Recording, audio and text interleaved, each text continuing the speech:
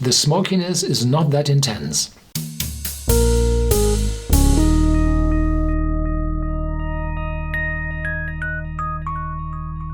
Welcome to Whisky.com, where fine spirits meet. My name is Horst Lüning. I'm the master taster of Whisky.com, and today we have a very, very special bottle here on my cask. As so often, it's from Bowmore, and it's 9 years old. 9 years. Quite odd. Single-digit age. When did you see the last bottle with a single-digit age on the market? Either you have 10 years and up, or you have a no-age statement. But Bowmore dares to write this odd number on the label. Thank you very much for being that honest and tell us how old this whiskey is, even when it's below 10 years. Really good. I appreciate that very, very much. It's 40% ABV, it's mid-30s, euros, dollars, pounds, and it's limited in availability. It's sherry cask matured and has ex-bourbon casks in the mixture as well. Down the back they say, on the eye, trickle amber, breathe in rich cocoa, pepper and resins balanced with citrus tang, and wisps of Isla smoke. Sip complex sherry with peat smoke followed by dark fruit and sweet cream caramel. Savor the perfect balance of sea salt and peat smoke. And where did they say that there are, the cap, that there are both, matured in a combination of the finest Oloroso sherry and bourbon casks. Oloroso is not that sweet, it's fruity sherry. Bowmore, 9-year-old, reflects the natural elements that surrounds the number one vaults and the generation of tradition within. That does not mean that this whiskey comes from the vaults number one. It represents the natural elements around that. Okay. Here we go. Bowmore is one of the very few whiskey distilleries which still have maltings on site, but little smokiness. But if I remember right, when I was there last time, they do not produce 100% of their malt themselves. So I think they import some peated malt as well. But I'm not quite sure. The maltings are big at Bowmore, but the production I think is bigger.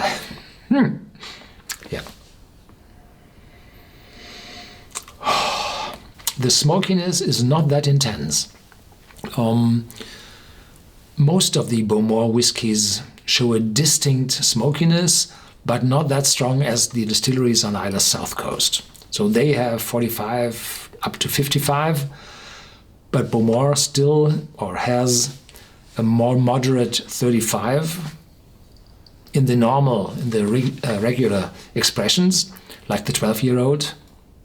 And I've never seen a Bowmore with no peat at all.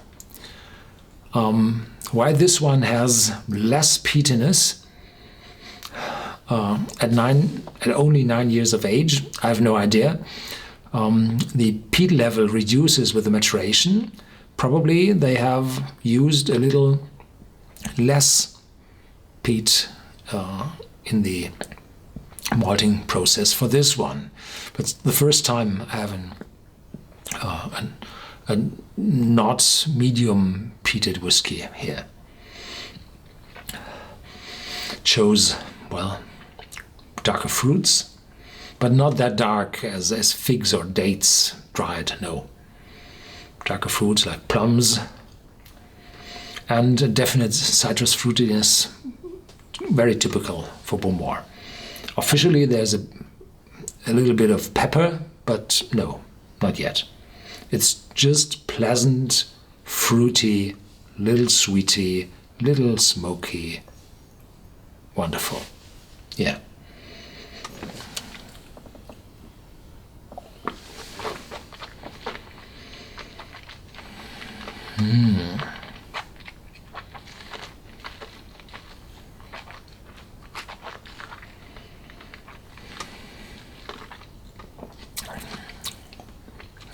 To die for. This Bowmore is just right with the 40% ABV.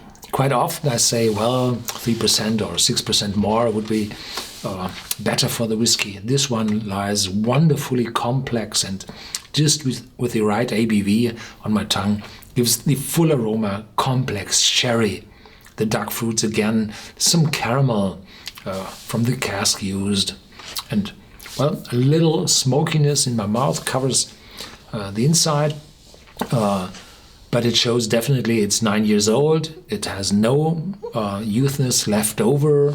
This metallic youthness I find from time to time in the whiskeys. This is just wonderfully balanced, resting my mouth. The aftertaste is due to the sherry cask quite long. Really, really well made. Now the smokiness is a little stronger. Yeah. Oh.